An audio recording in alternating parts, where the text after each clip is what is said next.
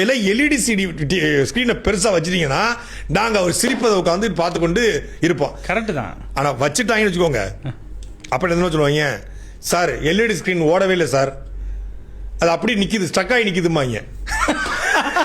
அவரு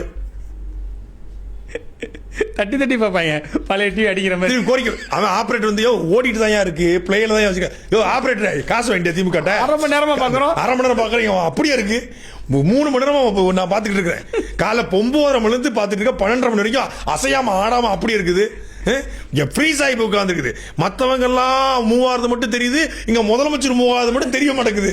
அப்ப அவர் முகத்துக்கு மட்டும் நீ ஏதோ வந்து ஒரு இல்ல அவர் முகத்துக்கு மட்டும் நீ ஒரு ஃப்ரீஸ் கேமரா போட்டு வச்சுக்கிற, அதை எடுத்து விடு, திமுக காசு வாங்கிட்டு பேசுற அப்படிமாங்க. யோ நான்லாம் ஃப்ரீஸ் கேமராவும் போடல, ஒண்ணும் போடலையா, அவர் நகராம உட்காந்துருக்க, நான் என்னையா பண்றது, அவர் நகர சொல்லியா, இல்லைன்னா சாட்டில் சொல்லி வீடியோ போட சொல்லி, அப்பதான் கொஞ்சம் சிரிப்பாப்ல அப்படின்னு. இப்ப நம்ம போட்டதுக்கு அப்புறம் லைட்டா சிரிக்கிறாப்ல. சப்ஸ்கிரைப் பண்ணிக்கங்க, ஃபாலோ பண்ணிக்கங்கப்பா.